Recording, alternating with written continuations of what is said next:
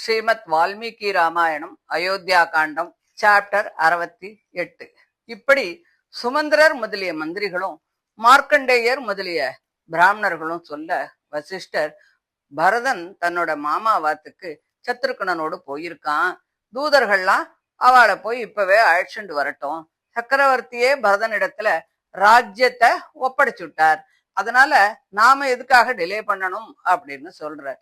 வசிஷ்டர் உடனே சித்தார்த்தா, விஜயா, ஜெயந்தா, அசோகவர்தனா, இங்க எல்லாரும் வாங்கோ, செய்ய வேண்டிய விஷயத்த நான் தெளிவா சொல்றேன், அதை நன்னா கேளுங்கோ.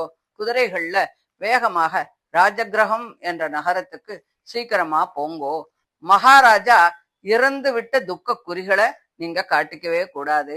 பரத சத்ருக்னர்களை வணங்கி வசிஷ்டரும் சகல மந்திரிகளும் தங்களுடைய க்ஷேமத்தை விசாரிக்கிறா. ஒரு முக்கியமான காரியத்தை உத்தேசம் பண்ணி உங்களை உடனே புறப்பட்டு வர சொன்னா அப்படின்னு மட்டும்தான் சொல்லணும். ராம லக்ஷ்மணர்களும் சீதையும் காட்டுக்கு போனத சொல்லக்கூடாது.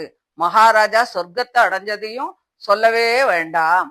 கேகய ராஜனுக்கு காணிக்கைய எடுத்துண்டு சீக்கிரமா புறப்படுங்கோ அப்படின்னு சொல்ற.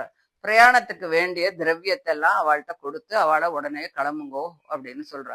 அவள்லாம் வீட்டுக்கு போய் தங்களுடைய சொந்தக்காரர்கள்ட்ட எல்லாம் சொல்லிண்டு பிரயாணத்திற்கு வேண்டியதெல்லாம் எடுத்துக்கிண்டு குதிரைகள்ல ஏறி வேகமா புறப்பட்டா.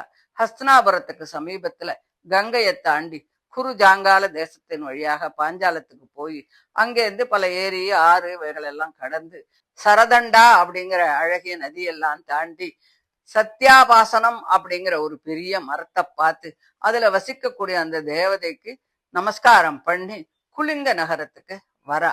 அங்க போதி பவனம் அப்படின்னு சொல்ற மலையை தாண்டி இஷ்வாகு குலத்து அரசர்களுக்கு சுவாதீனமான இக்ஷுமதி அப்படிங்கிற நதிய பாக்குறா.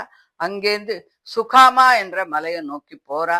அங்கே மகாவிஷ்ணுவனுடைய அடிச்சுவடுகளை எல்லாம் பார்த்து விபாச்சா, சாலமலி அப்படிங்கிற நதிகளையும் ஓடைகளையும் குளங்களையும் ஏரிகளையும் தாண்டி சிங்கம், புலி, பல மிருகங்களை எல்லாம் பார்த்துட்டே அவ போயின்னு இருக்கா. பரதனை சீக்கிரமா அழிச்சுன்னு வந்தா தசரதருடைய உத்தரகரைய சீக்கிரமா முடியும், அவர் உத்தம கதியை அடைஞ்சிருவார். பரதனை சீக்கிரமா அழிச்சுண்டு போய் அபிஷேகம் பண்ணிட்டா அவன் எல்லோருக்கும் ராஜனாயிடுவான். பிதாவுக்கு உத்தர கிரியைகளை செய்யும் பாக்கியம் தனக்கு கிடைச்சதை பத்தி பரதனுக்கு ரொம்ப சந்தோஷம் கிடைக்கும். அதனால அவனுக்கு புகழ் உண்டாகும் அப்படிங்கிற காரணத்தினால தூதர்கள்லாம் ரொம்ப வேகமா பிரயாணம் பண்ணி சூரியன் அஸ்தமிக்கிற நேரத்துல கிரிவிரஜம் என்ற அந்த நகரத்துல என்டர் பண்ணினா அப்படின்னு சொல்லி இந்த 68வது அத்தியாயத்தை முடிக்கிறா. இதை தொடர்ந்து 69வது அத்தியாயத்தை அடுத்த ஆடியோல பார்க்கலாம். தேங்க்யூ.